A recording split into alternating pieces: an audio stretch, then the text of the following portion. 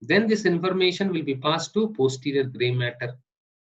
Then you can see that the information is transferred to this area.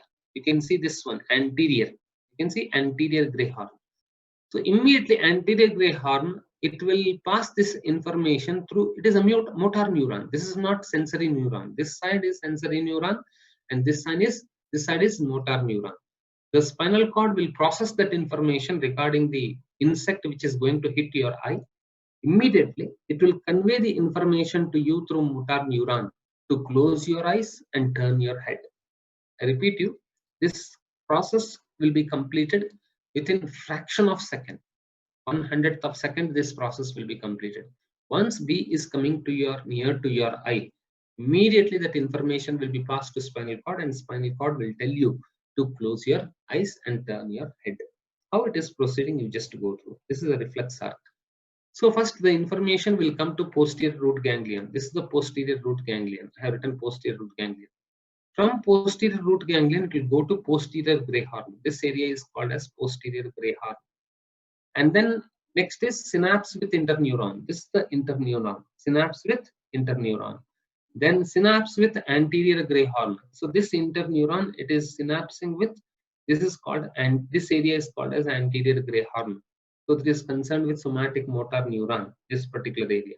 And then this information from anterior gray horn, it will be passed to the target area. What is the target area? Eye, face.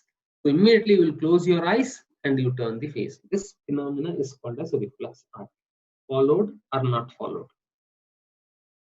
Yes, sir. Okay. Next.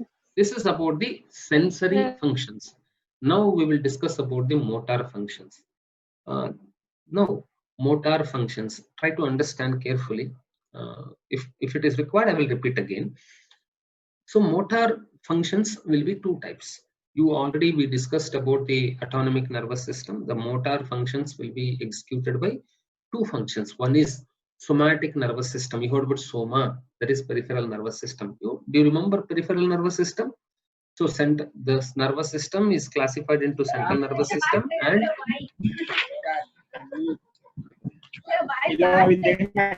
who is Simran Rajak?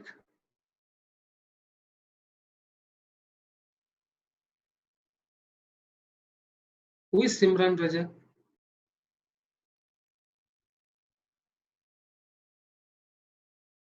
Who is he or she? This Simran is he or she? Hello, madam. See, sir. A classmate, your classmate? Yes, sir. Who is talking now? Who is answering my question? Sir, Silpa. Who is Simran? Whether she is listening? You speak out, madam. Simran. Speak out. Who is Simran? Speak out. If you are listening to the class, speak out.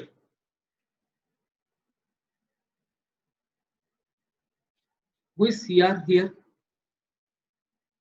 What is her name? Yes, sir, I am. Sir, Jili. Shilpa. Madam, these people are entering in the middle. Whether other classes, they are allowing the student to enter in the middle? Yes, sir. They are allowing entering in the middle. Yes, sir. Nonsense people. So what is her name? Silpa. Silpa, what is his name? Her name? Simran, what is his name? Simran. Sir, Jili, I am here. Not you, madam. Somebody is nonsense. Okay. Instead of wasting time with such people, better to concentrate on the class. Okay. Now you observe, madam. So till now we discussed about the sensory function, how the information will enter into the spinal cord. Now let us discuss about how motor functions are executed via spinal cord. You just observe here.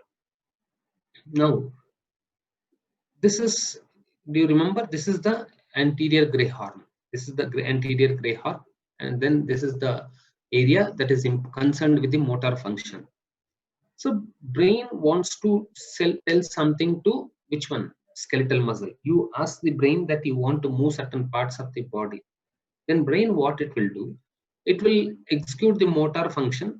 From the brain, the information will be coming directly to which area? This is called as anterior gray horn. This particular area is called as anterior gray horn. This is called the descending tract. Through the descending tract, the information will be reaching the anterior gray horn. From the anterior gray horn, you can see that one single neuron is coming out from the anterior gray horn. It is coming out through spinal nerve. And directly this particular nerve, it is going to innervate the skeletal muscle of a particular part of the body. That means you have to understand that there is no question of preganglionic neuron, no question of postganglionic neuron.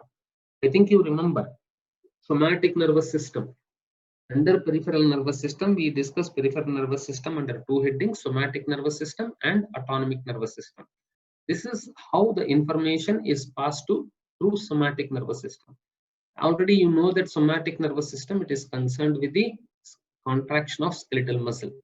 The information from the brain, it is reaching to the anterior gray horn. From there, the information is passed via which one? Through anterior root. The single neuron, it is going and innervating the skeletal muscle. This is the one type of what is that motor function which is concerned with skeletal muscle. Next is autonomic. Now we just go through autonomic nervous system. Now concentrate on it. Now the information from the brain, it is coming to the lateral gray horn. This is, what is that? Earlier you just check it. This is where anterior gray horn. Observe, have you observed this one? This area is called as anterior gray horn, and this area is called as posterior gray horn. So between anterior gray horn and as well as posterior gray horn, this is some area is there, this particular area, and that area is called as lateral gray horn. I repeat again, this area is called anterior gray horn, and this area is called as posterior gray horn. And the between anterior and posterior gray horn, middle one particular area is there, that is called as lateral gray horn. Any function which is concerned with autonomic nervous system, directly it will come to lateral gray horn. You can see that the descending tracts are carrying the information regarding the autonomic nervous system. Already you know that autonomic nervous system can be discussed under sympathetic nervous system and parasympathetic nervous system. So the information regarding sympathetic or parasympathetic, directly it will come to lateral gray horn. So once it reaches the lateral gray horn, then from the information from lateral gray horn, it will go to which one? What is that? Anterior gray horn here. And it will synapse with another autonomic neuron in the PNS. That means this neuron from the lateral gray horn, lateral gray horn, directly it is coming out. Have you observed? It is coming out.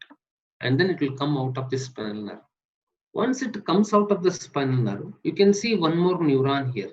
Are you able to see one more neuron here? Yes or no? You can see one more neuron. Yes, sir. This is one single neuron. From the lateral gray horn, it is carrying the information to outside. And then outside, one more neuron is there.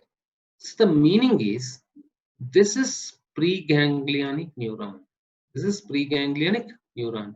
And this one is postganglionic neuron. The information from preganglionic neuron is passed to postganglionic neuron. If it is a sympathetic nervous system, the neurotransmitter chemical is adrenaline or noradrenaline. If it is a parasympathetic nervous system, then the neurotransmitter chemical is acetylcholine. Synapse with another autonomic neuron in the PNS. This is peripheral nervous system only. This is central nervous system. This is peripheral nervous system. Then motor output to involuntary muscle. What is the involuntary muscle? It may be cardiac muscle or smooth muscle or gland.